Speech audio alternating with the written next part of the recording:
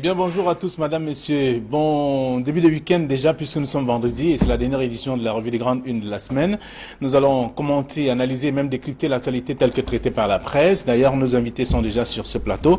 La nouvelle expression de ce matin, comme bien d'autres tabloïds dans les kiosques aujourd'hui, parle de la fête de l'unité quand l'ombre de la crise anglophone plane donc à Douala, selon le gouverneur de la région du littoral qui a présidé mardi la deuxième réunion préparatoire de la 46e fête de l'unité nationale, avec bien sûr les activités liées à la liste, à la dite fête, se feront donc en journée, selon bien sûr le gouverneur, par mesure de sécurité. C'est à lire en page 3 de ce numéro. Le journal parle également de Patrick Mboma. Eto'o a encore des qualités pour jouer avec le Cameroun. C'est ce qu'on lit en page 9 du journal La Nouvelle Expression. Le journal s'intéresse également à André Sama, l'activiste qui a donc ressuscité Oumniobé au terme d'une rude bataille. André Blaise et Sama et ses amis ont d'ailleurs finalement obtenu de la communauté urbaine de Douala l'édifice et l'édification donc du monument Oumniobé à Douala, justement. C'est à lire dans le dossier de la page 10 à la page 11. Le même journal parle aussi de commune de Makenene.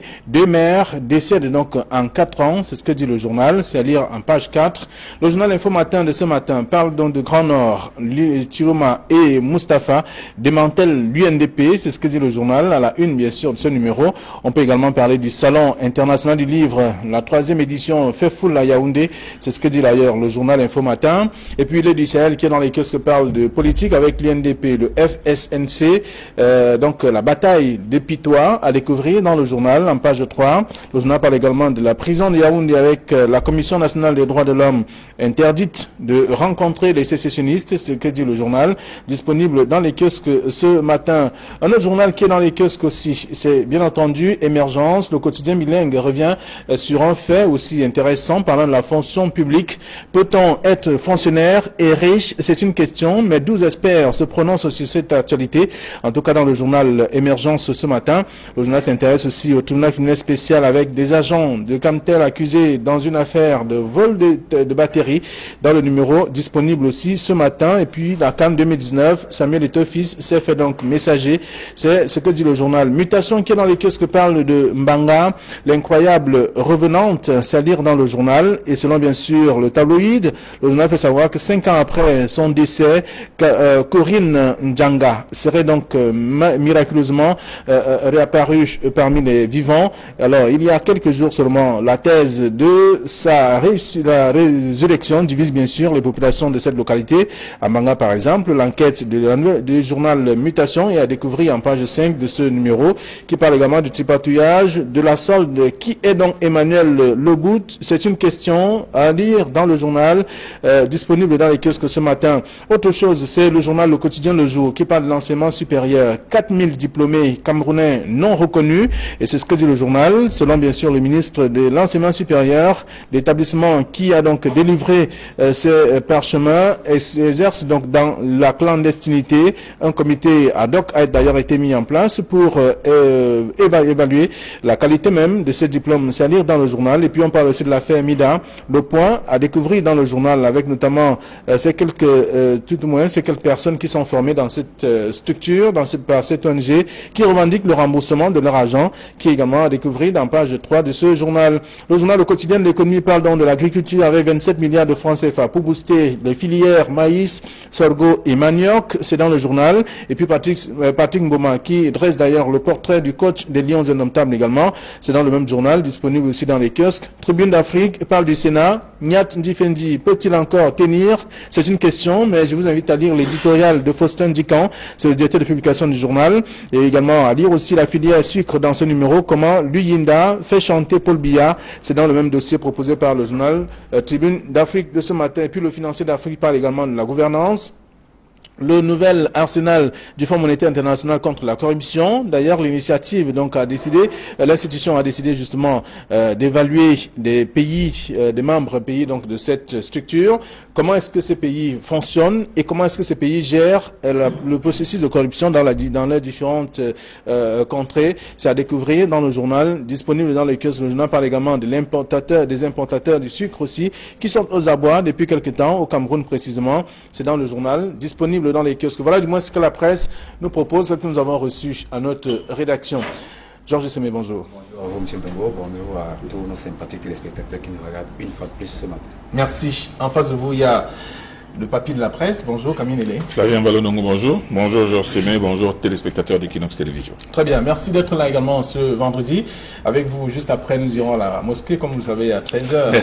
C'est un rendez-vous de tous les vendredis. Alors, maintenant, la presse nous propose des sujets aussi intéressants. On parle d'ailleurs de ce qui se passe et également Info Matin qui parle du Grand Nord avec Tiroma et bien entendu Mustapha qui démantèle l'UNDP. C'est un bien gros titre. C'est un bien gros titre. Ceux qui sont abonnés aux réseaux sociaux, on veut cette photo défiler un peu sur tous les sites voyant avec Issa Chiroma, Amadou Mustafa et le maire du Pitois. On a vu l'œil du Sahel qui a parlé de la bataille de Pitois, comme si Pitois était le seul grand enjeu et comme si l'UNDP n'était présent que Pitois. C'est de la communication politique. On sait que nous sommes en période électorale et le parti de M. Issa Chiroma qui cherche absolument à se positionner a besoin d'un peu de pub. Alors il est parti chercher Amadou Mustafa, mais moi je peux vous dire, quand on dit que, j'ai lu dans ce journal, on dit qu'il manquait sur cette photo Bello Bamaïgari. Moi je me souviens, en 1990, quand M. Issa Chiroma sortait fraîchement de prison, il y a eu, lors de la première réunion constitutive de l'UNDP, où il était là avec M. Amadou Mustafa, M.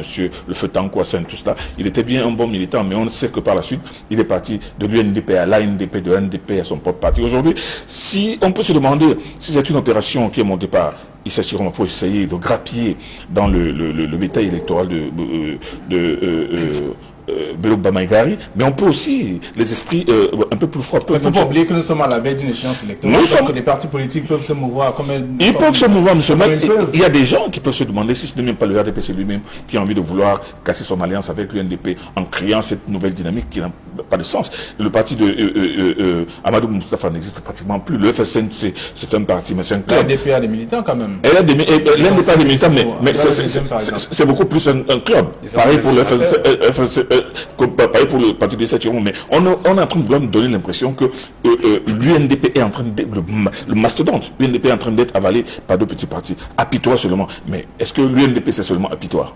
Alors, on voit toute une mairie, un maire qui démissionne d'un parti politique, il n'est pas seul, avec d'autres militants également, d'autres conseillers municipaux, et après cela, ils vont tous dans un parti, il y a donc une fusion FSNC et ANDP, c'est quand même quelque chose de fort aussi.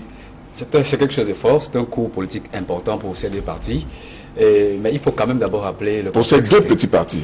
Non, je dirais ces deux partis parce que c'est quand même des partis politiques qui ont des conseillers municipaux et même je crois que l'ANDP a un sénateur nommé. Donc, je crois que c'est quand même des poids lourds politiques dans notre pays. Mais je crois qu'il faut resituer quand même le contexte de la descente de M. Chiroma à Pitois ou alors dans le Nord. Je pense qu'en tant que ministre de la Communication, il a également effectué certaines descentes dans certains organes de presse de cette localité. Mais finalement, il a profité, bien évidemment, de cette descente pour planter ce coup de semence politique. C'était un meeting organisé et préparé effectivement préparé. Il était minutieusement préparé puisqu'on a vu effectivement la présence de M. Amadou Mustafa. Donc ça veut dire qu'il y a certainement eu des pourparlers politiques pour essayer de faire trembler un tout petit peu l'UNDP. Et je crois que ça a été tout à fait réussi. Mais ce que in fine, je veux retenir, c'est que c'est deux ex-pensionnaires de l'UNDP qui veulent aujourd'hui grappiller un certain électorat à l'encontre de l'UNDP, mais c'est également deux partis qui sont sous les girons du RDPC. Et là, je vais rejoindre peut-être le doyen qui dit que peut-être ce serait le RDPC qui tirerait les marrons du feu pour fragiliser l'UNDP. Mais quand même, ce sont des partis qui appartiennent tous aux girons du RDPC et on comprend politiquement, on ne comprend pas politiquement comment aujourd'hui on en arrive à ce que ces partis se tirent tous des balles à travers les tranchées. Vous n'allez pas dire qu'un parti politique attend qu'un autre lui dicte ce qu'il doit faire. Non, pas du tout. Je pense quand même que tous les coups sont permis en politique. Mais lorsqu'on comprend que tous ces trois partis sont sous la coupole du RDPC, on a du mal à comprendre pourquoi ils s'affrontent aujourd'hui. Mais je crois qu'en dessous de ça, il y a une bataille régionale, celle du Grand Nord, entre ces trois partis, en dehors de l'alliance qu'ils ont avec le RDPC, il y a une bataille pour le contrôle du Grand Nord et c'est très très important pour ces trois partis politiques. Mais je crois qu'à la fin, certainement le RDPC saura calmer tous ces petits problèmes. Diviser pour mieux régner, c'est ça? Oui, si c'est ça y ressemble. Et moi je suis très d'accord avec Georges Semé qui s'étonne qui s'émeut du fait que ces trois partis de la majorité présidentielle, il y a l'UNDP qui est un grand parti, avec des députés, des conseillers municipaux et 2 sénateurs, et le FSNC qui vient d'avoir son premier sénateur, et l'ANDP qui n'existe pratiquement plus. Alors on voit 2 petits partis qui sont en croissance venir s'allier de façon spectaculaire. Bon, c'est trop spectaculaire pour que que ce ne soit pas suspect. Mais seulement ce que l'on peut retenir, c'est que l'UNDP ou le parti politique, Josh Emile a relevé que c'est peut-être une bataille pour le contrôle du Nord, mais le Nord ne se situe pas seulement, le Grand Nord ne se situe pas seulement à Pitois. Parce qu'on est en train de présenter Pitois, j'ai même vu un titre, la bataille des Pitois. Non, c'est 2 petits partis qui ont fait un meeting, qui sont en train de jouer sur leur nouvelle alliance. Mais moi je pense que la personne, même si l'UNDP ne fait pas beaucoup de publicité, je crois que l'UNDPC n'a pas beaucoup de raisons de trembler à cause de la démission d'un maire, parce que tout part de la démission de ce maire du Pitois. Mais M. Camille, n'oubliez pas, nous sommes en période électorale. Tous les coups sont permis, je suis d'accord avec vous. Je suis d'accord avec vous. L'UNDP, le FSNC et l'ANDP, en tout cas, tous ces partis politiques peuvent gérer l'espace comme il est possible. Donc, on observe, même l'Œil du Sahel parle ce matin de la bataille des Pitois, donc UNDP, FSNC, donc on peut lire également dans le journal l'Œil du Sahel, à côté de ce que Info Matin a donc mis à la une, parlant notamment d'Issa Tchouma Bakari et Moustapha, qui démantèlent donc l'UNDP. Ce sont les informations à lire dans la presse ce matin. La Nouvelle Expression parle donc de la fête de l'unité nationale. Quand l'ombre de la crise anglophone plane à Douala. Un peu ce que le gouverneur a prescrit hier, à la suite, en tout cas, il y a quelques jours encore, à la suite d'une rencontre, la 2e réunion préparatoire à ce grand rendez-vous. Tout ce qui était prévu pour se tenir en soirée va désormais se tenir en journée. Bien, je crois que dans toutes les régions, les gouverneurs préparent activement la célébration de la 46e fête de l'unité nationale. Et à Douala, ça prend une saveur assez particulière, puisque la région du littoral est frontalière à la région du sud-ouest qui subit de plein fouet la crise anglophone. Et c'est la raison pour laquelle le gouverneur de cette région, M. Yvan Dibois, a pris certaines mesures conservatoires de sécurité. C'est vrai que l'année passée, il y avait déjà certaines mesures de sécurité qui avaient été prises, mais c'était, je crois que, plus pour Boko Haram que pour la crise anglophone, parce qu'à l'époque, elle était encore naissante. Mais aujourd'hui, nous sommes en pleine crise sécessionniste et je crois que ces mesures de sécurité tombent à point nommé. Vous avez relevé certaines manifestations qui devraient en réalité se dérouler en nocturne, mais elles ont été ramenées en diurne, en journée. C'est le cas par exemple de la retraite au flambeau qui devrait se dérouler avant la tombée de la nuit. Je crois que ça participe des mesures de sécurité qui mettront à l'abri tous ceux qui seront impliqués dans la préparation de cette fête. Donc il n'y a pas que le littoral qui est concerné. Je crois que tous les autres gouverneurs de région prendront également ces mesures sécuritaires dans un contexte qui est aujourd'hui pratiquement explosif. Mais, excusez-moi, on va relever également cet aspect qui ne ressort pas du tout dans la nouvelle expression, c'est les feux d'artifice. Les feux d'artifice qui émaillent souvent en nocturne la célébration de cette fête de l'unité. Rien n'est dit à propos. Est-ce que les feux d'artifice seront lancés en journée? Bien, peut-être on va se rapprocher du gouverneur, des services du gouverneur pour qu'on nous donne plus amples informations sur la question. Quelques chamboulements, à cause notamment des exactions de la secte, de tout au moins des sécessionnistes, qui viennent donc en tout cas revoir un peu la façon de gérer les préparatifs de la célébration de la fête de l'unité. C'est le moins qu'on pouvait attendre des autorités. On sait très bien que le contexte sécuritaire n'est pas au grand calme, donc il fallait absolument, tout est fait. Les réunions se multiplient du côté de Yaoundé et au niveau de toutes les régions du pays pour voir dans quelle mesure cette fête va se dérouler sans que on puisse déplorer des exploits, des méchants exploits de gens qui voudraient déstabiliser les gens. Mais comme l'a dit Georges Sémé, il y a beaucoup de changements qui ont été faits. Par exemple, la retraite au flambeau, qui traditionnellement se passe dans tous les pays du monde la nuit, mais il a posé une question bien pertinente, les feux d'artifice. Et vous savez très bien que quand les feux d'artifice sont en train d'être balancés, c'est des détonations. Et il a très bien compris, Georges Sémé, que pendant que ces feux d'artifice sont en train d'être lancés, il y a des gens, des petits malins qui peuvent aussi se mettre à tirer sur des gens sans que cela puisse attirer le moindre soupçon. Mais une chose est certaine, toutes les mesures, des mesures optimum sont prises pour effectivement essayer de parer au plus pressé afin d'éviter qu'il n'y ait des drames ou des exactions justement pendant cette fête-là, notamment du côté du sud-ouest et du nord-ouest, parce que Yaoundé est déjà quadrillé depuis très longtemps. Douala, on voit un dispositif assez conséquent qui est en train d'être mis sur place, mais du côté du sud-ouest et du nord-ouest, je peux vous dire que les mesures de sécurité ont été multipliées par 3, par 4. Donc c'est tout à fait normal.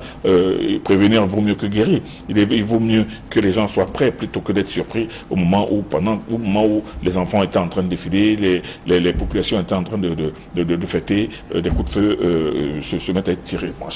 C'est tout à fait normal. On va lire tout ça dans le journal La Nouvelle Expression de ce matin qui parle de la fête de l'unité. Quand l'ombre de la crise anglophone plane, dans la célébration en tout cas, dans la région du littoral, le gouverneur a annoncé quelques mesures de sécurité qui vont être prises pour éviter toute éventuelle exaction dans ce sens, dans le cadre de la déstabilisation même de cette célébration. Alors, on va lire dans La Nouvelle Expression autre chose à lire dans le journal L'Œil du Sahel, même si le titre n'est pas à la une de ce journal. On parle des petits cadeaux de Paul Biya, parlant du Hajj 2018. On a bien vu que le chef de l'État a notamment décidé de la réduction même du coût du billet d'avion de ces pèlerins.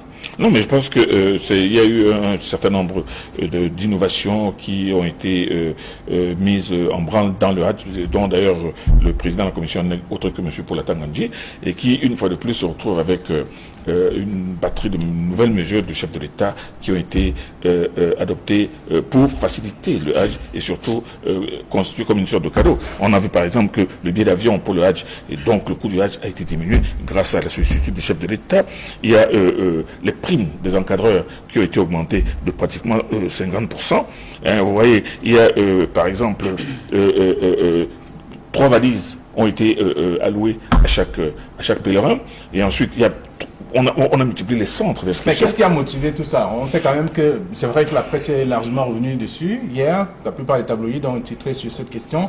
Le chef d'État qui accompagne les pèlerins pour le Hajj 2018, on a quand même vu qu'il y a des innovations assez importantes. Il y a quand même, c'est parti de quelque part. Oui, mais c'est parce que les Hajj précédents ont connu des couacs assez retentissants qui ont d'ailleurs alimenté la colère des musulmans qui se préparent à aller au Hajj. Vous savez très bien, vous avez lu les journaux, ces 4 ou 5 derniers Hajj, il y a toujours eu des problèmes, il y a toujours eu des couacs. On a vu des pèlerins qui ont été abandonnés. Abandonnés eux-mêmes, justement, des pèlerins, d'autres qui ont été abandonnés par les avions sont repartis trop tôt.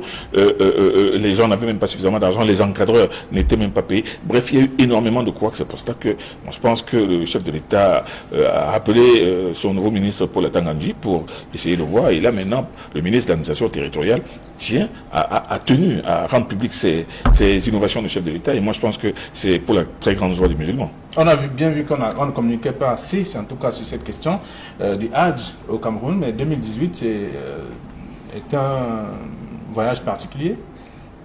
Oui, je crois que c'est un voyage particulier parce que le président de la République a pris sur lui de donner des petits cadeaux, aux pèlerins du Hajj, comme le disent nos confrères de la Nouvelle Expression. Le doyen a oublié d'évoquer l'augmentation des kilos. Je n'avais pas encore fini. Voilà, et le nombre d'avions disponibles aussi qui sera... Il y en a 3 maintenant de Ethiopian Airlines. Donc je crois que ce sont des mesures quand même qui tombent à point nommé parce que ce sont des revendications qui étaient quand même formulées depuis des années. Et je crois que dans cette décision, il y a quelque chose de malsain, personnellement. Je m'interroge, est-ce qu'il a fallu attendre la venue de M. Atangandji pour prendre ce type de mesures? Et là, on donnerait de bons points. Ou alors simplement ça fait partie de ces initiatives aussi. Voilà. Est-ce que c'est l'effet Atangandji qui a fait que M. Biya prenne ces mesures pour les pèlerins du Hajj?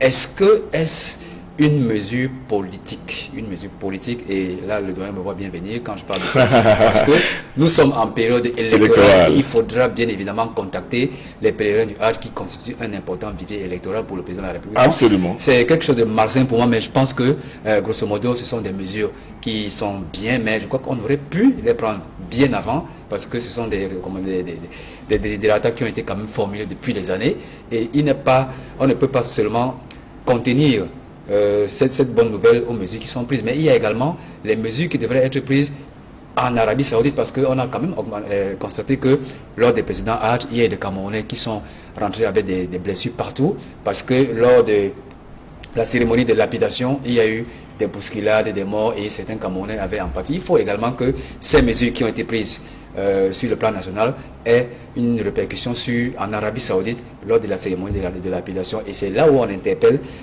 ces encadreurs dont la prime a été augmentée. Qui doivent davantage être vigilants et protéger au maximum les ressortissants camerounais. C'est pour cela que leur prime a été augmentée de 50%. Pour booster leur morale. Absolument. Voilà. Alors donc c'est à lire dans le journal. En tout cas, on voit ce matin dans l'Œil du Sahel.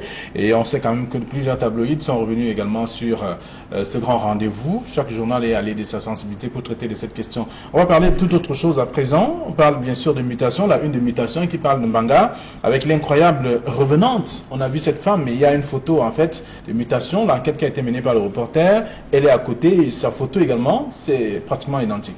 Ça fait un incroyable buzz dans les réseaux sociaux. Vous savez que les réseaux sociaux aujourd'hui sont des commencements de sources d'information. Malheureusement, pour certains journalistes et certains lecteurs, ils pensent que les réseaux sociaux sont des organes de presse. Et cette fois-ci encore, ils ont été victimes des faussetés qui ont été rapportées par ces réseaux sociaux, même si je pense que l'amalgame était légitime. Cette revenante, Madame Corinne Ndjanga, qui ressemblait comme une goutte d'eau à une personne qui était morte il y a 5 ans et qui était l'épouse d'un certain individu dans la localité de Banga. Mais après recoupement, on s'est rendu compte qu'il s'agissait tout simplement d'une ressemblance, même s'il y avait des traits qui prêtaient à confusion. Par exemple, la cicatrice due à une césarienne qu'aurait eu la première décédée, que Corinne Ndjanga a également.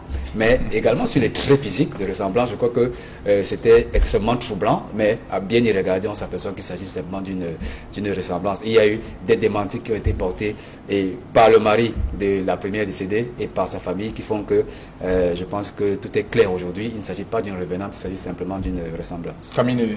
Non, cette histoire-là, moi je l'ai qualifiée dès le départ d'histoire de fou. Mais malheureusement, l'amalgame n'est pas venu des réseaux sociaux, l'amalgame est venu de la source. La source, c'est quoi? C'est un reportage d'un excellent confrère de la CRTV qui a affirmé qu'une dame est morte et elle est ressuscitée. Immédiatement, les réseaux sociaux se sont emparés de cela. Mais tout de suite, moi j'ai commencé à éclairer certaines personnes en leur disant que non seulement c'est une histoire de fou, on ne meurt pas pour revenir, mais qu'on a connu déjà ça ici à Douala il y a une quinzaine d'années, avec un garçon que l'on a retrouvé quelque part du côté de Bonadi, en train de fouiller les poubelles. Quelqu'un a dit que voilà, le tel artiste qui est mort, on l'a pris, on l'a amené à Aquanor. Je vous jure que toute la ville de Douala était en train de défiler. On a même commencé à un moment donné à payer. Tout le monde parlait du revenant. Tous les journaux en ont parlé pendant au moins 3 mois. Et un jour, on a vu débarquer une famille venant de Kouma disant que non, c'est notre fils, il est un peu dérangé, il est un peu fou et tout ça. Et on l'a amené, on a pu parler du revenant. C'est la même chose avec cette dame. C'est vrai qu'il y a une ressemblance. Mais tout de suite, moi, j'ai comparé, j'ai agrandi les photos. J'ai vu que le nez de l'une était plus épaté que l'autre. J'ai dit non, c'est pas possible. Et de toutes les manières, c'est pas comme ça que ça se passe. Mais dans les réseaux sociaux, vous avez entendu, j'ai lu des gens qui ont parlé d'autopsie traditionnelle, de gens qu'on vend, d'autres corps. Une des histoires de fou. Ce qui fait que les Camerounais aiment bien ça, ça fait le buzz. Mais vraiment, c'est une histoire tout simplement à donner envie de grimper au mur. Très bien. Une personne qui meurt et que l'on revoit quelque chose. D'ailleurs, et moi je dis même le commandant de la brigade de Banga s'est même prêté à ce jeu. Il a dit qu'il a reconnu formellement et fait partie de sa famille. Maintenant que les choses ont été tirées au clair et grâce au reportage d'Equinox Télévision, ça il faut se le dire, et parce qu'Equinox Télévision a envoyé des reporters sur le terrain qui ont été même jusqu'à la brigade de gendarmerie, qui ont recueilli des propos de cette revenante entre guillemets qui a dit non, elle n'est pas une revenante, est passée en route, elle allait quelque part et elle est entrée chez un vendeur de Matango qui l'a vu, qui a dit qu'elle ressemble à son épouse. Bref, c'est une histoire bien entendu qui s'est terminée dans une eau de boudin, mais comme on l'a vu, ça fait fantasmer les gens pendant 2 jours. En pleine période d'ascension. Ah oui. Ah justement, et là je retiens même la boutade d'un internaute qui a dit que non. Pendant que Jésus est en train de monter au ciel, il y en a une qui descend, on devrait l'appeler Jésus Christine. Très bien. Alors vous avez fait le tour de cette question. Les lecteurs vont également auront l'occasion de lire ce que Mutation a proposé comme enquête ce matin. On va poursuivre avec le journal La Nouvelle Expression qui revient et parle de Patrick Mboma. Lui, il estime qu'Eto'o-Fils a encore des qualités pour jouer avec le Cameroun, avec l'équipe nationale, un peu comme à la Mila. À l'époque, le chef de l'État avait décidé, dit que bon, Roger Mila, de manière exceptionnelle, rejoint l'équipe et joue les 20-15 dernières minutes. Il avait toujours quelque chose à démontrer. Oui, je suis parfaitement d'accord avec Patrick Mboma, puisqu'on voit quand même les prouesses de Samuel Eto'o dans son club turc, je crois. Et il marque des buts, il tient le coup du temps du jeu. Je pense que s'il était rappelé aujourd'hui pour officier une fois de plus au sein des Lions Indomptables, il tiendra le coup, comme ça a été, comme vous l'avez rappelé, en 1990 avec le retour de Mila, qui était bien plus vieux que Samuel Eto'o aujourd'hui, mais qui est au bout de cette coupe du Monde est sorti quand même meilleur buteur. Donc je crois que Eto'o, qui est moins vieux, plus jeune que Roger Mila, peut encore officier au sein des Lions Indomptables. Et maintenant, ça ne dépend seulement pas de sa volonté de revenir. Il y a tout un processus qui doit être enclenché, notamment la décision du président de la République, comme c'était le cas en 1990 pour Roger Mila. Mais également, il faut composer avec les autres jeunes joueurs maintenant qui veulent être des titulaires et qui se demanderaient pourquoi on fait revenir Samuel Eto'o alors qu'il était déjà presque sur le banc de touche. Donc je crois que c'est une question qu'on devrait approfondir et pourquoi pas Samuel Eto'o au sein des Lions Indomptables pour rebooster il faut toujours des doyens, il faut toujours des doyens pour encadrer les jeunes. Mais toute la décision appartient aujourd'hui au président de la République et on verra s'il va céder à la pression des Camerounais et à l'envie de Samuel Eto'o de revenir. Au moment, vous savez, au moment où le président de la République a décidé d'envoyer Roger Mila, il y avait plutôt la pression des journalistes qui disaient que Mila est trop vieux. Les gens, c'était un peu... aimaient bien Mila, mais Mila avait fait son jubilé en 1988, ici à Douala et Yaoundé. Les gens l'ont oublié. Mila a raccroché, il est revenu, mais certainement dans la perspective du mondial, il est rentré dans le championnat camerounais, il a joué au tonnerre pendant 1 an. C'est à ce moment-là que, pendant que les Oman Bik étaient en train de faire des merveilles, de qualifier le Cameroun pour la Coupe du Monde, les gens, certains journalistes, que je ne citerai pas ici, ont commencé à tenir des propos grinçants selon lesquels Mila était un vieillard qui devrait raccrocher et qui devrait laisser les jeunes tranquilles. Mais on a vu que c'est bien Mila. Et tous ont changé de langage. Quand Mila est revenu, il a commencé à marquer le but. Il a ébloui, c'est lui qui a ébloui le but. À lui tout seul, il a marqué 5 buts. En dehors du but de Bambi et du but de Keke. C'est Mila qui a marqué le reste des buts. Donc moi, je pense que... Mais Eto'o Fils reste le meilleur joueur africain sur tous les plans. Il ne faudrait pas faire tomber Eto'o Fils dans un piège qui n'a pas de sens. Vous savez, cette équipe, si vous prenez Eto'o Fils, vous le mettez dans une équipe... de jeunes qui ne comprennent pas son jeu, qui ne sont même pas au point, parce que l'équipe là que nous sommes en train de vouloir envoyer en Coupe d'Afrique, c'est un patchwork de jeunes qu'on a pris partout, qui n'ont pas encore acquis les mécanismes et tout cela. Moi je doute de cette équipe, mais seulement, en tout cas, vous allez mettre Samuel et tout là-dedans, et si l'équipe échoue, on va bien entendu, on va balancer des patates chaudes et des œufs pourris à Eto'o. Donc moi je pense que, comme il a dit, ce n'est pas son objectif, cette coupe là, il devrait laisser, il a d'ailleurs dit qu'il ne veut prendre la place d'aucun jeu. Et moi, je pense que c'est raisonnable pour l'icône qu'il est. Très bien. C'est en page 9 du journal La Nouvelle Expression, comme bien d'autres journaux qui sont intéressés à la visite ou à l'arrivée de Patrick Mboma au Cameroun. Et on sait, et on peut lire davantage pour comprendre un peu. En 30 secondes, un mot sur Émergence qui parle du fonctionnaire public. Peut-on être fonctionnaire et riche? Oui, je pense qu'on peut être fonctionnaire et riche, mais cette richesse ne devrait pas provenir de sa fonction, de la fonction pour laquelle on est dans la fonction publique. Et je crois que Émergence aujourd'hui a bien fait d'aborder ce sujet en conformité avec l'opération COP qui est lancée depuis quelques mois. 12 experts se prononcent sur cette question. Merci à vous, chers téléspectateurs, et merci également à vous, chers invités sur ce plateau. Bon retour à vos différentes rédactions. Je vous souhaite déjà de passer un très bon week-end, surtout sans excès. N'oubliez pas qu'à 13h, nous irons à la mosquée. Bon week-end, chers messieurs.